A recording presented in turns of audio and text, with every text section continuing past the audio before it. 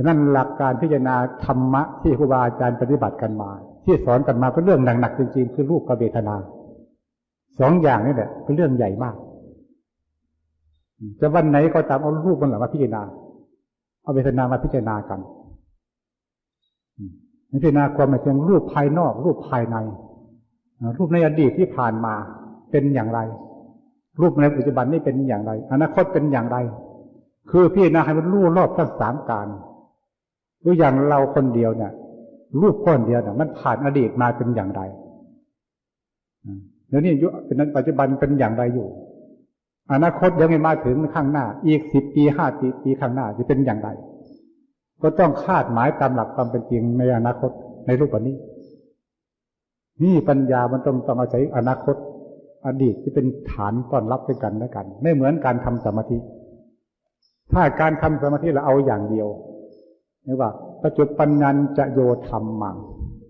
ให้จิตอยู่ในหลักปัจจุบันเดี๋ยวนี้ไม่ให้คิดอะไรเลยเพียงนึกคำบริกรรมอย่างใดอย่างหนึ่งก็ใช้ได้แล้วนี่การทำสมาธิไม่เหมือนปัญญาเรื่องปัญญาต้องมีอดีตเป็นปัจจุบันเหมือนกันแต่ปัจจุบันในชาตินี้อดีตที่ผ่านมาเราจำได้เป็นอย่างไรบ้างแล้วก็จำมาที่นาเอามาเทียบเคียงดูว่าสังขารร่างกายเราในอดีตกับปัจจุบันนี่ต่างกันอะไรบ้างมันต่างกันเพราะมันรูปร่างใหญ่โตต่างกันเจ็บป่วยต่างกันเราจะคาดหมายอนาคตได้ว่าอีก10 ปี20 ปีข้างหน้านั้นสังขารร่างกายเราจะเป็นอย่างไรเราคาดหมายได้เลยว่ามันต้องเป็นอย่างนั้นมันต้องแก่อย่างนี้ว่าไปเลยไม่ผิดเหมือนกับคนที่แก่เกิดก่อนเราคนได้เกิดก่อนเราดูที่ว่าคนนั้น50 ปีไปแล้วเนี่ยเป็นรูปร่างกายเป็นอย่างนั้นอย่างนั้นถ้าเรามีอายุ50 ปีเหมือนเขาจะเป็นเหมือนเขาไหมเป็นเหมือนกันไม่ได้แตกต่างกันการเจ็บป่วยไม่สบายก็เหมือนกันถ้าเป็นลักษณะอย่างนี้เกิดขึ้นก็เหมือนกันกับเขาถ้าว่าคนนั้นหรือเราอายุ80 ปีจะเหมือนคนนั้นไหมเหมือนกันทั้งหมดถึงว่าอนาคตเรายังไม่มีอายุถึง80 ปีก็ตามเถอะแต่เราก็คาดหมายไปได้ว่าถ้า80 ปีจะเป็นอย่างไรนี่คือพิจารณาความคาดหมายในอนาคตว่าคือคาดหมายตามหลักความเป็นจริงมีเรื่องความตายก็เหมือนกันในเรื่องความตายนั้นทีนี้เรายังไม่ตายเราก็พิจารณาได้คือคาดหมายได้คือการพิจารณาดูคาดหมายคือคาดหมายตามหลักความเป็นจริงสำหรับคนตายถ้าเราตายไปแล้วน่ะเงินทองกองสมบัติที่บ้านเรามีอยู่น่ะจะเอาไปได้ไหมเอาไม่ได้ก็เหมือนกับคนที่ตายไปก่อนเราแล้วไม่มีใครตายไปแล้วจะเอาเงินทองกองสมบัติไปได้เลยก็เหมือนกับคนทั่วไปเมื่อตายไปแล้วสังขารร่างกายเราจะเป็นอย่างไรก็เหมือนกับคนตายที่ก่อนไปก่อนแล้วคนตายไปก่อนนั้นสมมติว่าเขาเอาไปทิ้งตามป่าเราไม่ต้องเผาสังขารร่างกายก็เป็นอย่างไรมันก็เน่ามันก็เปื่อยลงพื้นแผ่นดินธรรมดามีกาหมูหมามีแมลงหวีแมลงวันเจาะกินเป็นธรรมดามีหนอนกินธรรมดาเหมือนทั่วไปนี่ร่างกายเราก็เหมือนกันเมื่อตายไปแล้วก็เป็นลักษณะอย่างนั้นอย่างนั้น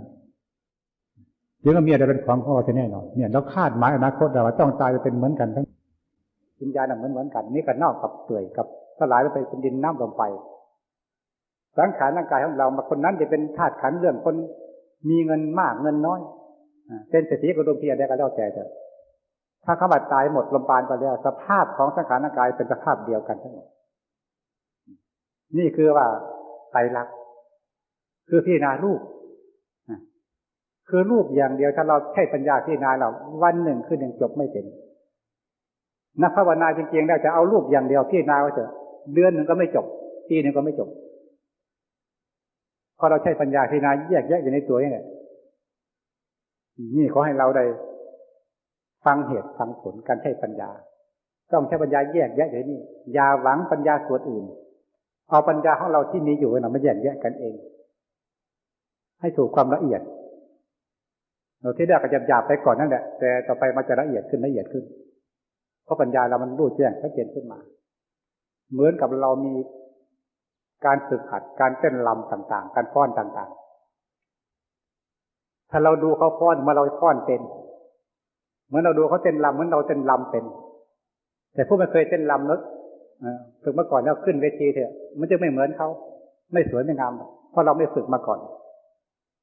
นี่ปัญญาเราก็เหมือนกันนั่นแหละถึงเราฟังครูบาอาจารย์เทศน์เหมือนกับเราจะพิจารณาได้พอรู้แนวทางอยู่แต่เราไม่พิจารณาเลยก็ไม่ได้เหมือนกันมันต้องฝึกพิจารณาบ่อยๆพิจารณาบ่อยๆอีกวันหนึ่งจะมีความเคยชินมีความชำนาญในการพิจารณามากขึ้นนี่การให้อุบายธรรมะเดินการพิจารณารูปหรืออีกคำหนึ่งว่ากายานุปัสสนาสติปัฏฐาน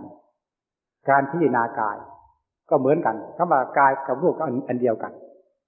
เรารู้จักการแยกแยะของกายส่วนต่างๆเป็นอย่างนี้นี่จะมาให้อุบายธรรมะเพื่อให้เราเดี๋ยวไปใช้ปัญญาพิจารณาเรื่องของรูปตรงนี้เอาไว้